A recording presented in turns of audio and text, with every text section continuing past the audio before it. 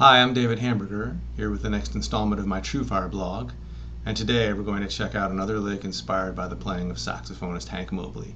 This time we're on a 12-bar blues in the key of F with a straight eighths feel, and this lick goes over the first 4 bars. Check it out.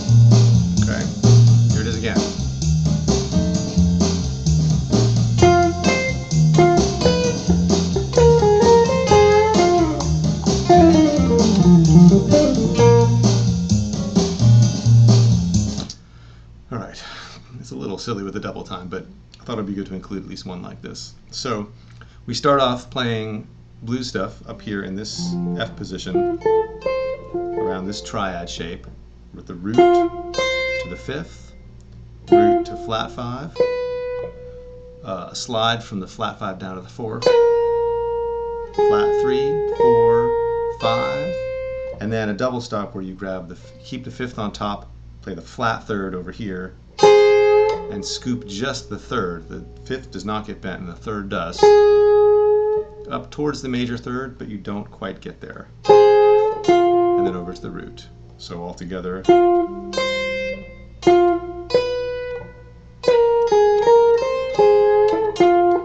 And it's kind of syncopated too, which is part of the sound. Then we're into this descending lick. And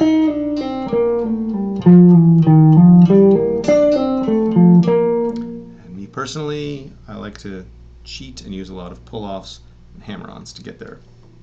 And so you're coming down our old pal by now, the Mixolydian bebop scale. You've got the Mixolydian scale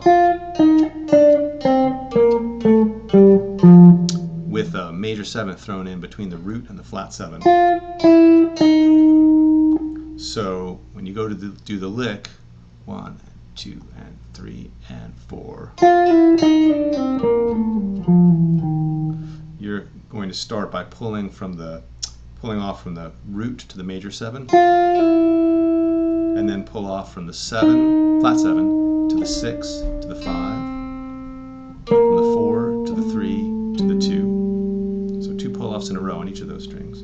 And then pull off from the root to the major 7, pick the flat 7, and then hammer on to the root. Hammer on here,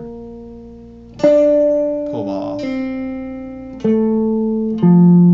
And it helps to know what's going on theoretically there a little bit. This is all over an F7.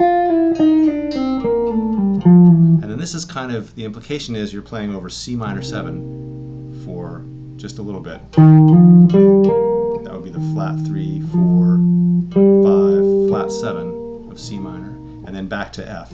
6, 5, 3, root, and then you're home, root to B flat. So the implication is instead of just playing in the 4th bar, you're playing C minor to F7 to B flat. Nobody else has to actually be doing that. You're kind of playing that in your head and then playing the appropriate scale or arpeggio over it. So that's the way it all goes together. Opening blues lick, insane descending chromatic line, imaginary chord substitution, and you're over to B flat. So here's what it sounds like one more time.